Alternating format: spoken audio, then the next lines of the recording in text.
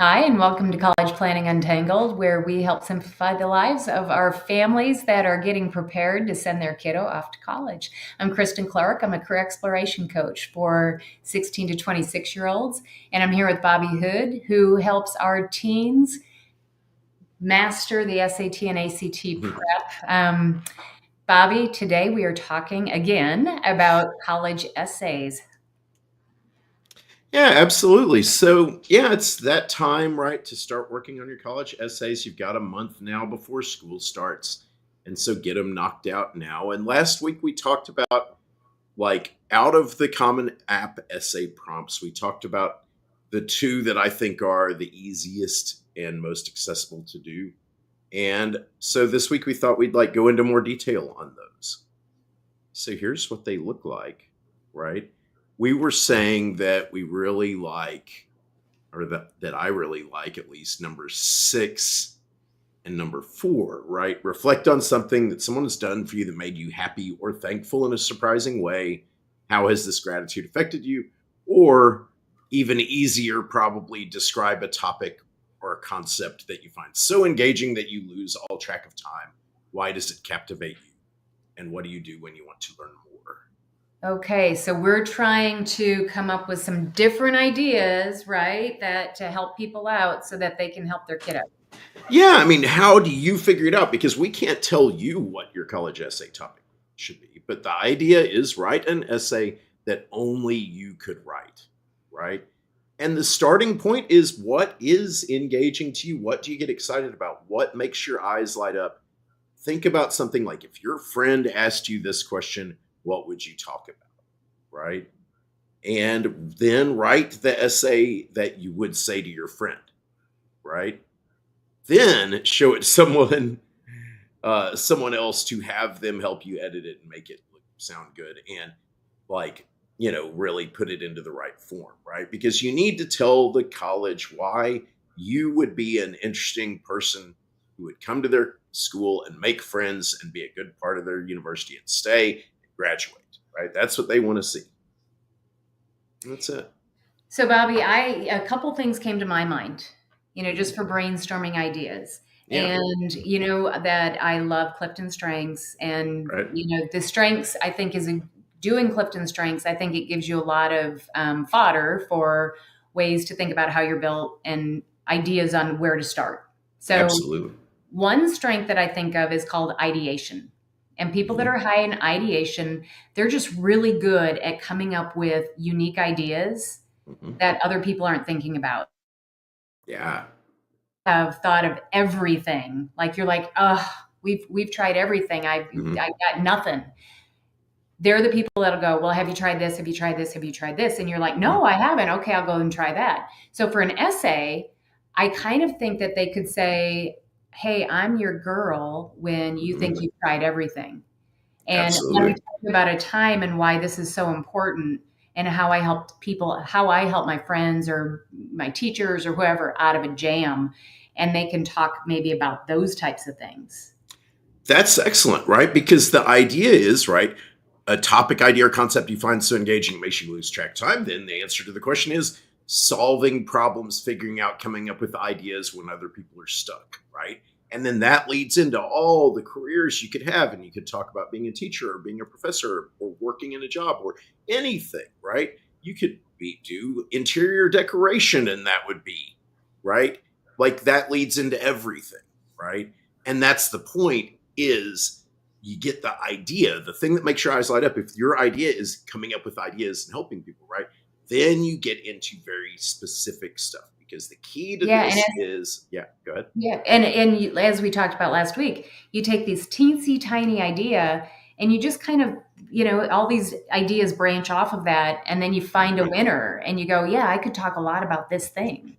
Absolutely right. So the thing is, the first time you try to write your essay, you're going to talk in all generalities. I like solving problems, and so when I see a problem, I work on that and that, and blah blah blah. And you say all these general things about yourself. But the key is that this my favorite quote from John Hodgman, which is specificity is the soul of narrative. Which is you've got to go into specifics. Tell a simple little story, as silly as it can be, right? And that's what I've had students like sometimes it just takes a little effort to get students into it, but once they get there, then they nail it, right? Because I had a student who wrote an essay about, like, his thing was playing the piano, but he didn't want to just talk about playing the piano, so he wrote an essay about how his piano feels when he's not practicing it, which is the craziest thing I've ever heard of. But it allowed him to talk in third person about himself and what kind of person he is, and how the piano is the most important thing to him, but he had to do all these other things in his life too, and they were important to him as well, right? And another student who just talked about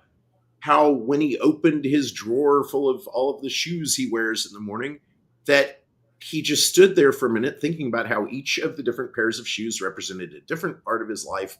And it was the shoes he wears to go to work, and the shoes he wears to go to church, and the shoes he wears to play sports, and the shoes he wears when he volunteers and helps build houses. And right, suddenly now you're telling the story of yourself, but you've got this hook that is, I wear different shoes. Yeah. Right? Yeah. And it's simple, but you've got to take pity on these admissions officers who are so bored and have read the same essay a million times. And so the more specific and little detailed about you, it does not matter. It does not have to be anything important at all, right? Important is not what they're looking for. Interesting, when they're done, they feel like they know you. And that's why writing it like you're talking to a friend is so important, right? Because you try to write and use all these big words and complicated sentences. And that's another really important part of the essay writing, right? If you don't say the word on a daily basis, almost, don't use it in your essay, right? Because you may think you're using it right, you won't use it right, and it will be very noticeable, right? And that's the other thing too, is it's very easy to tell whether you wrote the essay or not, right? Especially now in the days of ChatGPT. They see it. Sure, you can get help getting ideas from ChatGPT or from an AI, right? But you've got to write it yourself, and then have somebody else help you who is a professional if you can, right? Or even have a teacher look at it or something, right? But that's part of the thing. I mean, I think it was years ago that the New York Times put out an essay and it said, I know why. I can tell you didn't write your college essay, or I can tell your parent wrote your college essay because because if you do, these sentences will have 2 spaces between them. Yep. But if you write it, you will only use 1 space, because we were trained back when there were typewriters to put 2 spaces between sentences, and no one does that, right? And so I can even see it when students show essays to me. I can look and see some of the sentences have 2 spaces between them, and I can tell they came from their parents. It's very funny. Absolutely. And chat has its own tells, Yeah. No, absolutely. Right. And ChatGPT, like, it's very, very clear, right? When you try to ask it to write a college essay, it is very identifiable because it always does the same kind of thing. Yeah, that's it. But I mean, so the step 1 is figure out what makes your eyes light up. And if you have trouble figuring out what your strengths are and what you love and what kind of careers, if you haven't done that, work with Kristin this summer. Jump in right now and get in with Kristin, and she will give you the Clifton Strengths test. She'll help you talk through these things and figure out. Very simple. My students have done it, have found it very rewarding. Yeah. Yeah. I mean, it's as simple as that, but I know it's simple, but it's not easy. Right. Yeah. And the hardest thing is getting started. You've just got to write something down, and just write something terrible on the first draft. It doesn't matter how bad it is, just write it, right? Get it on paper, then start revising. That's the most important thing, because what you'll do is just sit there for hours and hours and weeks with 1 sentence on the page, right? You've just got to write something down.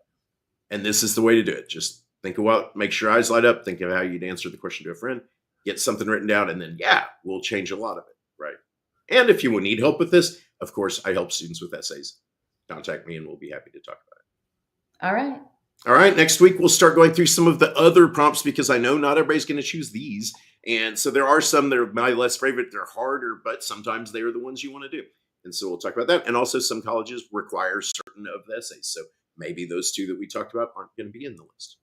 So next week, we'll keep going. We'll see you next week. All right. Bye-bye.